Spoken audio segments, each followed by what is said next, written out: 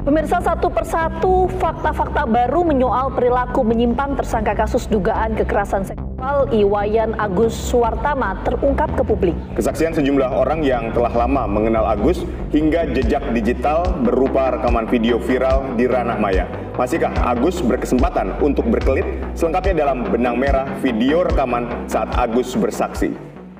Halo semuanya, kembali lagi bersama dengan gue sendiri di channel Alvaro Story. Jadi baru-baru ini ada sebuah kasus yang masih trending-trendingnya, yang mana banyaknya berita mengenai nama Agus ini cukup menghebohkan semua publik, khususnya di negara kita ini.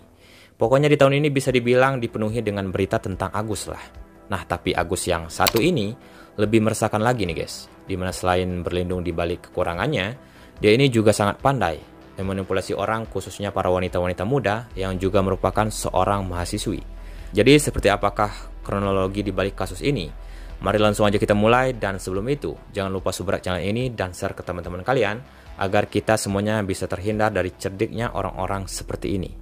Oke, langsung aja kita mulai, dan inilah kasus Iwayan Agus Suwartama.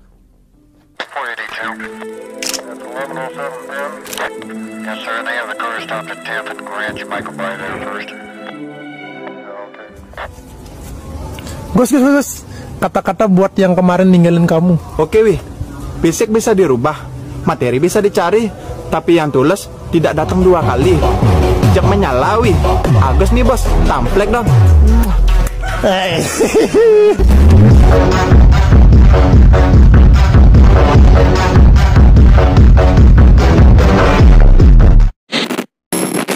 Iwayan Agus Suwartama, atau yang dikenal sebagai Agus Buntung, yang berusia 22 tahun, ialah seorang penyandang disabilitas dari Nusa Tenggara Barat atau NTB, yang mana dia juga merupakan seorang mahasiswa yang sedang menjalani pendidikan yang tidak bisa gue sebutkan di sini. Karena di sini gue juga sangat berhati-hati untuk menjaga nama baik dari kampus tersebut. Nah, jadi berita tentangnya baru-baru ini sudah resmi ditetapkan sebagai tersangka dalam kasus pelecehan seksual, di mana korbannya di setiap saat terus bertambah dan masih dilakukan penyelidikan tentang kasus tersebut. Tapi yang teridentifikasi sebagai korban yang ditetapkan saat ini hanya sekitar 15 orang, dan 3 diantaranya juga ada anak-anak di bawah umur yang juga merupakan korban si Agus ini. Yang mana semua korban ini diawali dengan sebuah obrolan singkat Agus. Bahkan hal ini Agus juga menjalin hubungan asmara di antara korban-korbannya. Dan kalau kita lihat dari kondisi si Agus, mungkin kita semuanya nggak percaya bahwa si Agus ini telah menjadi tersangka dalam kasus tersebut. Dan yang membuat gua nggak habis pikir, kok bisa gitu? Sedangkan mereka yang menjadi korban ini juga ada yang merupakan mahasiswi. Kok mereka dengan mudahnya bisa dirayu oleh si Agus ini? Mungkin kita semuanya berpikir dengan hal yang sama, tentang bagaimana si Agus ini membujuk salah satu korbannya. Nah, dari beberapa berita yang gue lihat dan yang gue baca sebelumnya, si Agus ini menggunakan sebuah trik memanipulatif, yang mana trik ini dia lakukan dengan cara yang sama di setiap korbannya.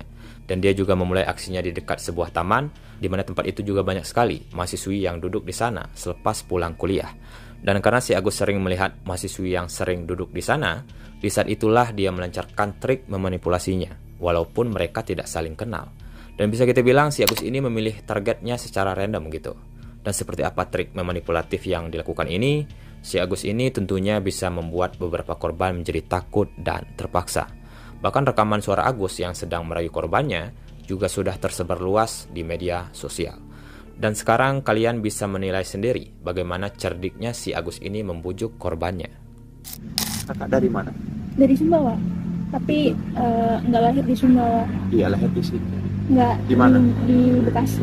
Bekasi. Kakak kan perjuangan kakak tuh, ya Allah, hanya hidup sendiri dan berjuang sendiri. Benar nggak? Nekat gara-gara hal sepele. Kakak mau nekat aja? Bisa nggak aku minta jangan nekat? Coba lah. Karena kakak, sumpah, kakak Hindu ya, demi Tuhan, nyawa saya kasih kakak, biar kakak tahu bahwa kakak itu berarti bagi dunia ini. Kakak akan jadi orang yang tertinggi besok. Saya bukan mengarang, buktiin kalau saya bohong. Kapanpun kamu ketemu saya, kamu bisa bunuh saya. Tapi kumohon kakak, jangan kamu buat dirimu yang tidak setengah percaya, sedikit percaya. Itu pikiranmu sekarang. karena kamu baru kenal saya. Saya bisa baca langsung kok. Bingung kenapa saya ngomong gini. Kamu kira saya sama modus sama kayak cowok-cowok yang lain? Benar kan? Modus udah iya, ikut gini. Buktinya dia ngerusak kamu. Gitu. Saya langsung ke the point. Biar kamu tidak bilang saya ngerusak. Daka itu nanti masih sasak. Bahasa Indonesia ya. Walaupun kita berdua di kamar, saya tidak bisa apa-apa. Saya masih dimandiin sama mama. Saya bukan sama kayak cowok-cowok yang lain. Biar jelas. Karena cowok-cowok itu hanya manfaatin kah? Dari mana saya tahu? Itu pikiran. Kamu mau berubah atau tidak? Kalau kamu tidak mau berubah, saya pergi. Tapi kalau kamu berubah, saya akan tetap di sini dengan mengasih tahu bagaimana cara kesuksesan kamu. Percaya sama adanya Allah. Allah itu 1 atau 6? 1. Itu ada di kamu. Di mana Allah? Di atas gitu. Mana? Pernah kamu lihat dia di atas? Tidak. Tapi dia ada di hati kamu. Allah Subhanahu wa Ta'ala tidak pernah tidur. Sekali lagi cek identitas saya coba biar kamu semakin percaya. Nah, jadi dari rekaman ini kita bisa mendengar bahwa si Agus ini seolah-olah sedang mendoktrin semua pikiran korbannya. Yang mana obrolan tersebut Agus berusaha mencari tahu tentang masa lalu korban dan dia mengatakan bahwa dia tidak sama dengan laki-laki lain pada umumnya. Dan dari trik yang biasa dia gunakan ini, si Agus juga meminta bantuan kepada korbannya untuk mengantarnya pulang dengan alasan bahwa kakinya sedang sakit. Sedangkan korban yang merasa sangat kasihan pada saat itu, akhirnya mau memberi tumpangan kepada si Agus ini. Tapi bukannya menunjukkan alamat rumahnya, malahan si Agus ini membawa korbannya pergi berkeliling dan pergi ke sebuah penginapan atau homestay. Nah, di sana, lagi-lagi si Agus ini menggunakan trik biasanya untuk mengalihkan perhatian si korban itu. Di mana dia mengatakan kalau seandainya ada sepasang laki-laki dan perempuan yang sedang berduaan di daerah tersebut, maka dua pasangan itu pasti akan ditangkap oleh warga dan akan dinikahkan karena diduga akan melakukan berhubungan intim di sana. Jadi mendengar alasan itu, si korban ini tentunya merasa sangat takut dan tidak mau hal itu akan terjadi kepadanya. Terus, untuk menghindari persangka buruk oleh warga, Agus kemudian membujuk korban ini untuk masuk ke penginapan tersebut. Namun ada fakta menarik yang perlu kita ketahui. Ternyata Agus ini sebelumnya juga sering membawa wanita-wanita yang lain di tempat penginapan yang sama. Bahkan Agus ini telah membawa 4 hingga 5 wanita ke sana di waktu 1 tahun terakhir ini. Dan fakta ini tentunya dikatakan langsung oleh karyawan dan pemilik penginapan itu sendiri. Sering melihat Agus kemari atau gimana? Sering dan Itu selalu bawa beda-beda perempuan gitu. Nggak beli tanyakan itu pacar atau apanya gitu. dia bilang berkenal aja. Berkenal aja ya. Ada berapa? Kalau beli ada berapa kali gitu? Lebih dari berapa? Ya 4-5 kali saya terima. 5 kali. Perempuannya gimana? Kan katanya selalu yang bayar perempuan aja. Ya kadang dia juga bayar. Kadang dia juga bayar. Dan mengapa si Agus ini memilih penginapan itu menjadi lokasi utama untuk aksi pelecehannya? Itu dikarenakan Agus ini memilih homestay tersebut karena dia merasa tempat itu tempat yang aman ketika dia melakukan aksinya tanpa ketahuan oleh siapapun. Yang mana hal ini menandakan bahwa si Agus ini sudah mengenal lokasi tersebut dengan baik, sehingga memudahkan dia dalam melaksanakan tindakan kejahatannya. Tapi di antara korban ini tentunya ada juga yang berhasil kabur dari aksi bejatnya, di mana korban yang berhasil kabur ini juga sempat diundang di acara podcast Deddy Corbuzier yang mengungkapkan tentang persoalan kasus ini. Di bangku Udayana, Oke, di pinggir jalan. kamu mahasiswi juga berarti? Iya. Oke, duduk di situ sendirian ya? Iya. Oke. Malam jam 8. Terus jam 9 saya masih di sana. Nah, Agus ini datang. Terus dia bilang gini, "Saya bukan pengemis. Saya cuma mau nanya, berhak nggak saya hidup?" katanya gitu ke saya. Terus ya udah saya bilang, "Iya, berhak." Tiba-tiba itu nanya begitu? Iya, dia tiba-tiba nanya kayak gitu. Terus dia bilang gini, "Tapi banyak orang-orang yang ngejat saya." Terus dia bilang kalau saya itu buntung, banyak yang ngolok-ngolok saya. Sorry saya potong, berarti jualnya iba ya? Iya. Oh.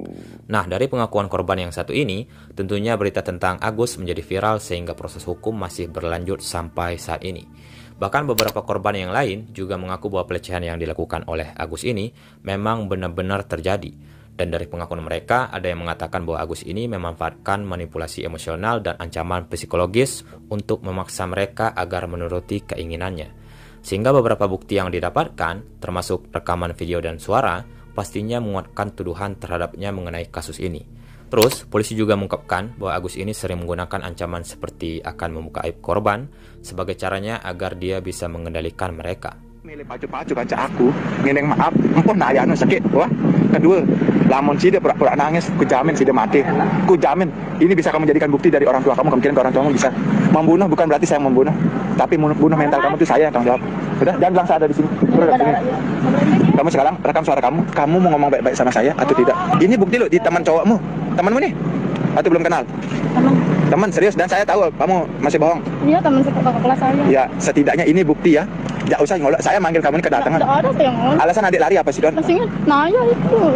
Apa dia bilang Naya? Iya, David itu lari, dia bilang itu lari saya. Jangan kayak anak kecil. Langsung, kamu kan udah SMP. Jangan kayak gitu. Ini sudah ada bukti nih loh. Nah, sementara yang lain, pihak Polda NTB ini juga memutuskan menempatkan si Agus ini dalam tahanan rumah untuk sementara waktu, dikarenakan keterbatasan fasilitas rutan bagi penyandang disabilitas.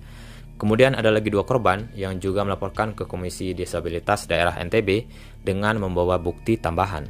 Lalu tepatnya pada tanggal 10 Desember di tahun 2024, rekonstruksi kasus ini akhirnya dijadwalkan berlangsung di beberapa lokasi kejadian untuk memastikan sinkronisasi antara kronologi dan pengakuan para korban serta tersangka itu sendiri. Dan dari kasus ini tentunya mendapat perhatian nasional setelah viral di media sosial. Yang mana publik yang mengetahui hal ini akhirnya menjadi marah dengan tindakan Agus dan mendesak penegak hukum agar tegas dalam menindaklanjuti tentang kasus tersebut. Dan dari beberapa netizen yang awalnya membela Agus, kini akhirnya menjadi kesal setelah bukti-bukti ini terungkap oleh pihak polisi.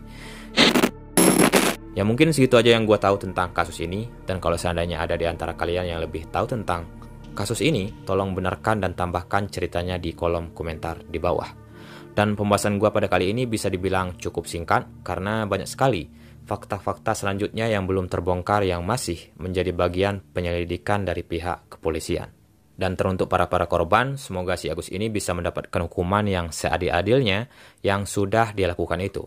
Jadi mengenai kasus ini cukup sampai di sini, dan kalau ada beberapa kejelasan yang salah menurut kalian tolong dimaklumin. Yang mana gue sebagai publik ini ingin juga mengetahui tentang perkembangan kasus ini tentunya. Dan kalau kalian suka dengan pembahasan gue pada kali ini, jangan lupa tinggalkan subrek dan sampai jumpa lagi di story selanjutnya.